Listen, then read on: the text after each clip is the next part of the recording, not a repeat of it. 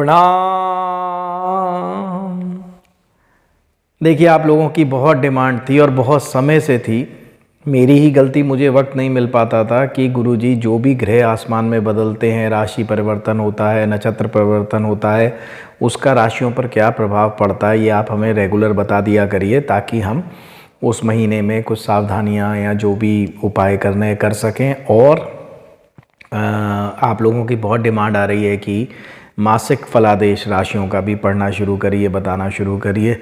कोशिश करूंगा, वादा नहीं कर रहा हूं, लेकिन आज शुरुआत ज़रूर कर रहा हूं पहली बार कि आप लोगों को ये बता पाऊं, समय निकाल पाऊं। इसकी कड़ी में पहली शुरुआत जो है, शनिदेव मेरे राहु के बाद या राहु के साथ ही मान लीजिए सबसे प्रिय ग्रह हैं। देखिए, शनिदेव 29 जून 2024 से वक्री चल रहे थे और अब 15 नवंबर को ये मार्गी होने जा रहे हैं। तो आज आपको बताता हूँ कि कौन सी राशि पर क्या प्रभाव होने वाला है। और थोड़ा सा आपको बैकग्राउंड बता दूं कि आज से 20 साल पहले मैंने शनि गांव की स्थापना की थी।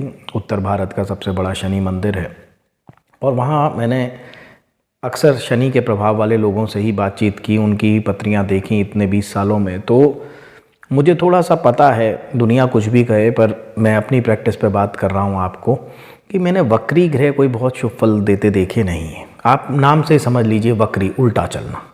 तो उल्टी चाल जो चल रहा है वो मतलब या तो नैसर्गिक उल्टी हो, जैसे राहु केतु हैं जो हमेशा ही वक्री रहते हैं, सूर्य चंद्र हमेशा ही मार्गी रहते हैं, ये कभी उल्टे नहीं चलेंगे। लेकिन जो सीधा भी चलता है, उल्टा भी चलता है, तो उल्टी चाल मतलब वापसी, लौटना, तो वो थोड़ा सा वक्र दृष्टि जो है वो मुझे उतनी अच्छी नहीं लगी।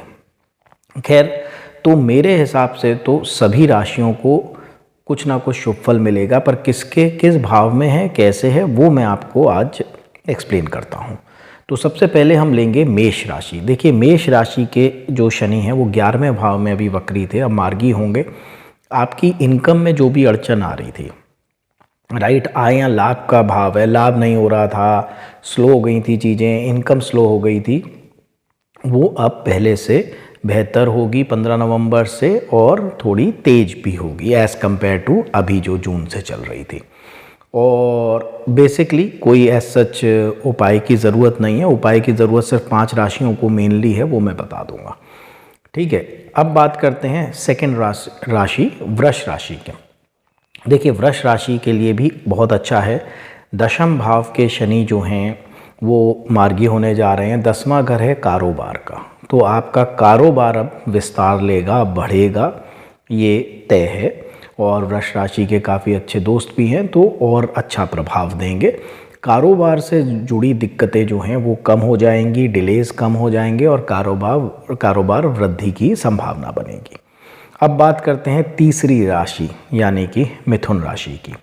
आपके देखिए, ये 9वें भाव में जो है जाएंगे, तो 9वें भाव में बैठे हैं, मतलब धर्म का भाव है, पूजा पाठ का, मंदिर का, धार्मिक यात्राओं का। तो इन सब चीज़ों में आपके भाग्य में वृद्धि होगी। धार्मिक यात्रा हो सकती है बड़े बूढ़ों के साथ, बुजुर्गों के साथ, अगर करना चाहते हैं तो ये सही समय रहेगा 15 नवंबर के बाद। और आपकी थोड़ा सा धर्म में, पूजा पाठ में रुचि बढ़ेगी। अब बात करते हैं कर्क राशि की। देखिए, कर्क राशि पर ढैया चल रही है, 8वें भाव से गुजर रहे हैं।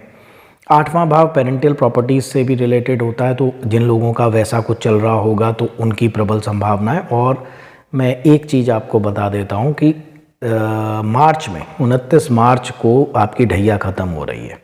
अभी तो पीछे लौटने लग गए थे, अब आगे जा रहे हैं, तो एक तरीके से अब आपको छोड़ते जा रहे हैं। ठीक है, तो आपके लिए शुभ ही होना है।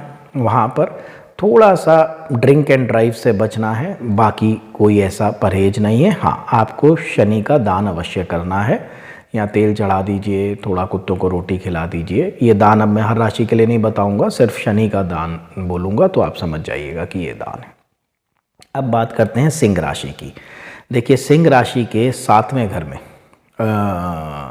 जो है वो शनि मार्गी हुए हैं। तो जो थोड़ी बहुत दिक्कतें आपको अपने पति पत्नी में आ रही थी, पार्टनर्स में आ रही थी, वो अब कम हो जाएंगी और वहाँ से चीज़ें जो हैं बेहतर चलेंगी। पति पत्नी का स्वास्थ्य भी और वैसे भी थोड़ा अच्छा रहेगा।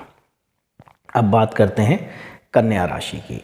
कन्या राशि के छठे भाव में मार्गी हो रहे हैं, तो आपको कोई भी अगर शारीरिक कष्ट आ रहा था तो उससे आपको मुक्ति मिलेगी, आपका स्वास्थ्य बेहतर हो जाएगा।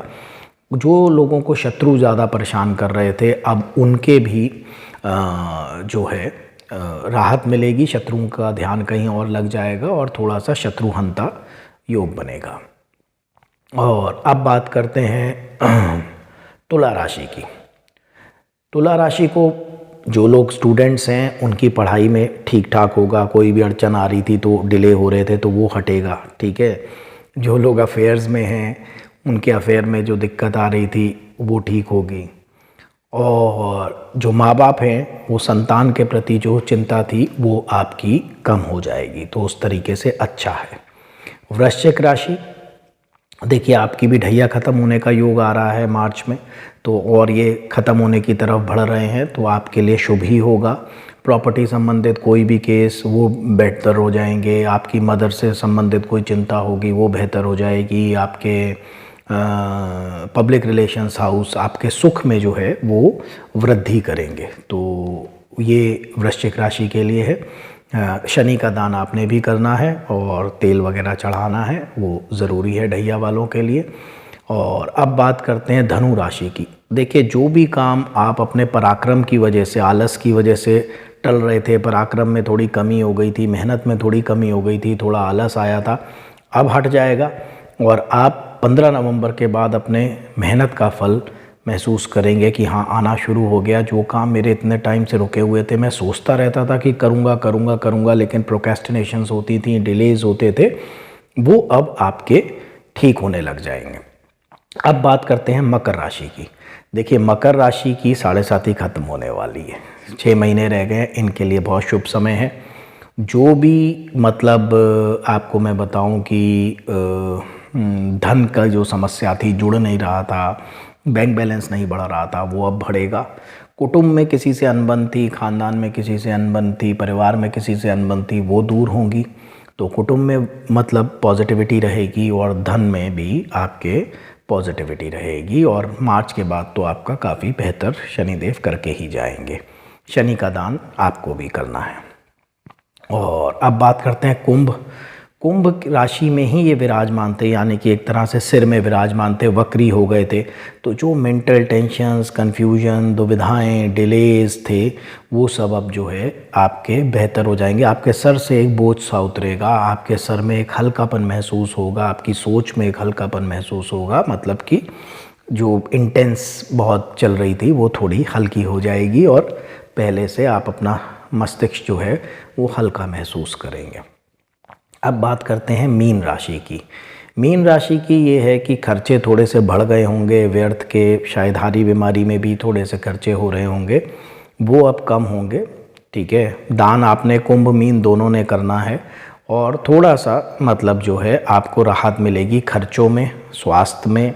बस थोड़ा सा अपनी सेहत का हम ध्यान रखेंगे और फालतू के खर्चों से हम बचेंगे, बाकी कुछ नहीं। शनि का दान करते रहिए, आपका बढ़िया रहेगा। देखिए ये मेरी अपनी प्रैक्टिकल प्रैक्टिस पे मैं बात करता हूँ कि जब शनि मार्गी होते हैं तो नॉर्मली राहत ही मिलती है, समझे।